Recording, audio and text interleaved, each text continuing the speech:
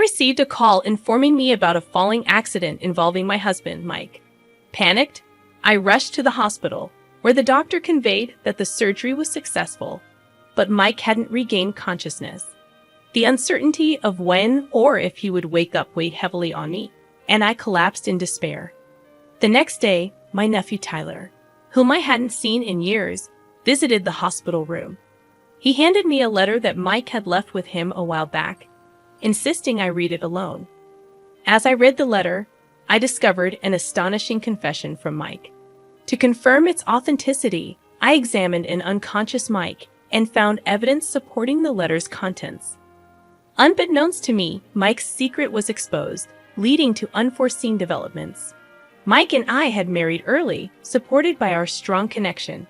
As I began to enjoy my work, I expressed my desire to continue working after marriage, and we mutually agreed to support each other. Over the years, our bond remained close. Before turning 30, we both desired children, actively trying to conceive. The sudden passing of Mike's voluntarily institutionalized father, whom we had regularly visited, shocked us. Struggling with the loss, we could barely eat. Mike regretted not insisting on living together, and we wanted to repay the debt owed to his father for the support we received in the early years of our marriage. However, a complicated family dynamic unfolded after Mike's mother-in-law's death. Mike's older sister, whom we had hardly met, was more concerned about the inheritance than her grieving father and us. She demanded her share before the funeral, and to pacify her, Mike's father gave her severance money under the condition that she never contact him again. Mike and I were not informed about the sale of his parents' house, making it likely his sister didn't know about it either. Concerned about potential future troubles, we decided to contact her and distribute the assets equally to prevent disputes. The challenge, though, was the absence of a clear will from Mike's father-in-law, who had intended to meet with a lawyer before his sudden demise. Mike called his sister to inform her about their father's death and the funeral arrangements, but the conversation turned sour when she demanded her share of the inheritance without expressing any condolences. Frustrated but trying to remain calm, Mike discussed the inheritance distribution, learning about his sister's recent divorce. He was particularly concerned about his nephew, her son, but the conversation was dominated by the contentious inheritance issue.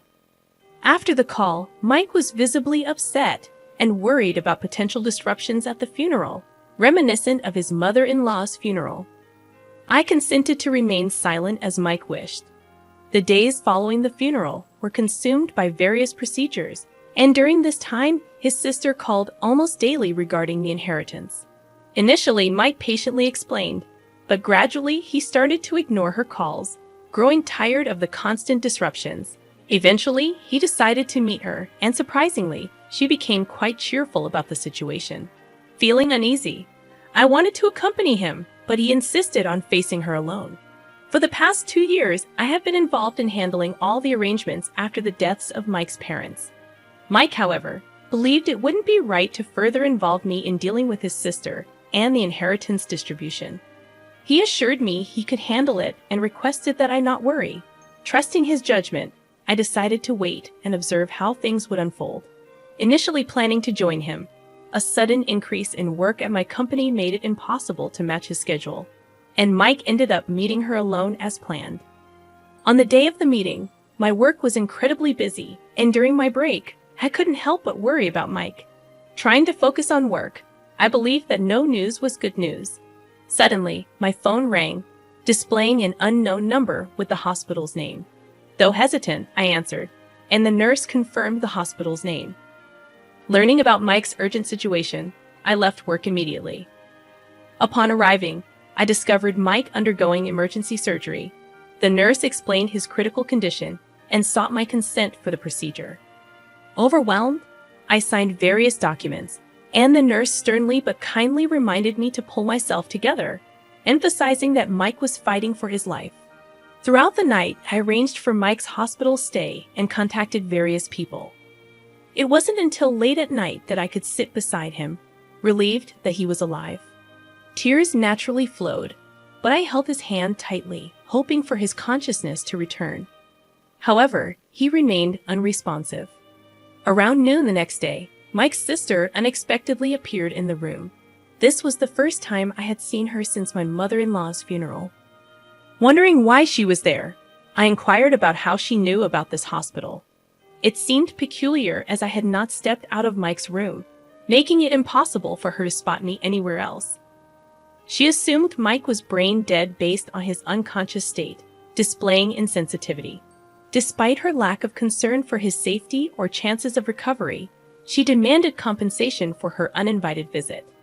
To avoid causing a scene in front of Mike, I handed her money and watched her leave the room with an imposing attitude. As she left, she called her son into the room, introducing him as my nephew. Before leaving, she instructed him to look after me. The boy, hesitant at first, approached me and handed me a letter from Mike, stating that it was given without his mother's knowledge. The torn piece of paper seemed to contain an important message from Mike. I quickly perused the letter, discovering that Mike and his sister were initially scheduled to meet at a cafe. However, on the day of their meeting, she unexpectedly called him to her house. Mike, sensing something amiss, decided to document the events while remaining vigilant. The letter revealed a mysterious injury around the time of his mother's death, an incident he had treated himself without my knowledge. As I delved further into the letter, an astonishing story unfolded. During disputes over his mother's inheritance, Mike experienced an odd sensation in his leg after walking through a crowd. To his shock, he found a deep cut on his thigh and a utility knife in his pocket, its blade hidden. His sister now claimed responsibility for the injury, stating she had aimed for an artery in the crowd but failed. She even knew the exact location of the wound. Checking Mike's thigh while he was unconscious, I found the old cut, providing clear evidence of his sister's malicious intent. As anger surged within me, I redressed Mike, focusing on the letter. Mike expressed his conviction that his life was in danger, and he had written the letter hurriedly, while his sister briefly left the room during their inheritance discussion. Oddly, she insisted on having her son present during this discussion, planning to use him as bait in a tearful plea for a larger share of the inheritance. Feeling threatened, Mike had instructed his nephew to give me the letter if anything happened to him. The letter also mentioned evidence in the inner pocket of his jacket. Searching the jacket untouched since the nurse handed it to me, I found a voice recorder. The bloodstains indicated the severity of the accident, and Mike had shielded the recorder to protect the evidence at the risk of his own life. Listening to the shocking contents, I realized it was evidence that could incriminate his sister. In a state of disbelief, I immediately contacted the police. Shortly after, Mike's sister returned cheerfully, claiming satisfaction and demanding the chair I was using. As she casually touched up her makeup, I asked about the outcome of the inheritance distribution. She lied, stating Mike had agreed to give her a larger share. When questioned about the accident, she claimed ignorance. Choosing not to confront her lies immediately, I asked other questions about memories with Mike, their father, her divorce, and her current living situation. Inquiring about the restaurant meeting and subsequent events captured on the voice recorder, she soon became irritated, dismissing my involvement, declaring, "He was my father. You're just an outsider who married into the family." Despite my indirect connection to the inheritance, Mike's life-threatening accident implicated me in a profound way. I implored her to speak the truth, but she responded with visible outrage, asking if I thought she was lying. In response, I played the voice recorder that Mike had risked his life to save. The recording began with Mike expressing concerns about the difficulty of their conversation and his intention to record it as evidence. His sister immediately pressured him for a larger share of their father's inheritance. Initially reserved, she claimed she needed help raising her nephew alone. However, when Mike rejected her suggestion and demanded she ask her ex-husband for child support, her demeanor dramatically shifted. She confessed to inflicting the cut on Mike's thigh during the dispute over their mother's inheritance, admitting she thought it would increase her share. Mike cleverly changed the topic and suggested moving to a public place, inviting her to a nearby fish restaurant. However, her demeanor changed again, and she left to get ready. In that moment, Mike quickly wrote a letter to me, entrusting it to his nephew, and mentioned the voice recorder, hoping I would find it. After leaving her house for a restaurant, Mike treated his sister to lunch. Upon leaving, he suggested consulting a lawyer due to the deadlock in their discussion. When Mike said he was heading home, his sister insisted on accompanying him to the station. During their walk, she tried to dissuade him from involving a lawyer, leading to a commotion and voices calling for an ambulance. The recording stopped, possibly because of the emergency treatment. The sister-in-law initially seemed shocked, then became defiant, dismissing it as a sibling argument unrelated to the inheritance dispute. However, I pointed out that it proved Mike's fall was not an accident, but an incident. The police, who had arrived during her absence, confirmed the contents of the voice recorder. The sister-in-law gasped in disbelief, realizing she couldn't escape accountability. Plainclothes detectives, posing as visitors, blocked the entrance, leaving no easy escape route. As the reality of her actions dawned on her, her arrogant demeanor shifted to fear. The police took her away, dismissing her attempts to deflect responsibility with nonchalant responses. I handed over the voice recorder to the lead investigator. After the sister-in-law's drama subsided, another person appeared, Mike's former brother-in-law. I had called him when contacting the police, and as the nephew saw his father, he exclaimed, "Daddy," leaping into his arms.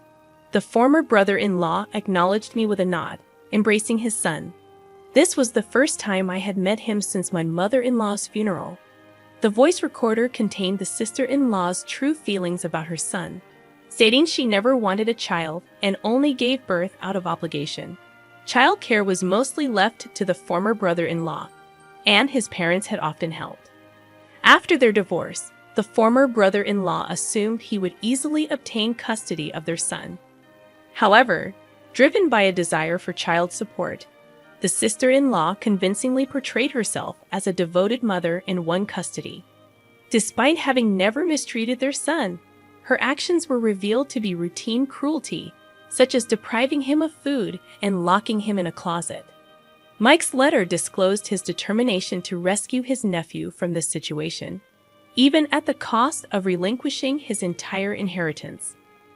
Mike believed that offering the entire inheritance would prompt his sister-in-law, motivated by greed, to give up custody of her nephew.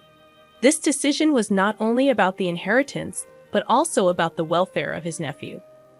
Realizing the gravity of the situation, I felt compelled to join in the determination to hold the sister-in-law accountable for her actions. The former brother-in-law, witnessing the drastic change in his son, blamed himself for the past.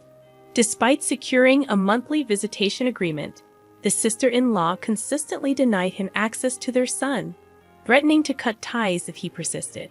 Regretful for not confronting her sooner, the former brother-in-law apologized to his son repeatedly. Determined to rectify the situation, he vowed to confront his sister. The sister-in-law had already been reported not only for the suspicious circumstances surrounding Mike's fall, but also for her mistreatment of the children. The youth division arrived, expressing a desire to hear from the nephew. As a guardian, my presence was required, and I accompanied them to the police station. Mike's recovery was uncertain, but the urgency of the nephew's situation took precedence. At the police station, a confrontation ensued between the former brother-in-law and the sister-in-law. In a moment of distress, she made outrageous accusations, labeling her son as a child of a demon. The police, unswayed by her claims, detained her. With the sister-in-law in custody, the focus shifted to the nephew's custody. Based on recorded statements and the nephew's account, it was decided he should stay with the former brother-in-law. Overjoyed to live with his father, the nephew was now ensured a comfortable life. After the police interrogation, I returned to the hospital, resolved to stay by Mike's side. The next morning, Mike regained consciousness. Following his request, we got the detective to come over, and Mike revealed that he was pushed from behind by his sister. Forensics confirmed her handprints on the jacket he was wearing at the time. Confronted with undeniable evidence, the sister-in-law was arrested. Mike demanded compensation and medical expenses from her, but her financial situation was dire. Eventually, Mike proposed splitting his father's inheritance equally, ensuring compensation and medical expenses. The sister-in-law's money dwindled as she repeatedly fired lawyers, leading to a bleak trial. The nephew's emaciated body recovered, and custody was successfully secured by the former brother-in-law. They are now living peacefully with my ex-father-in-law and his parents. After Mike's discharge, I started feeling unwell, and a checkup revealed we were expecting a new life. We hope to raise our child to always smile and be kind, believing that our happiness is just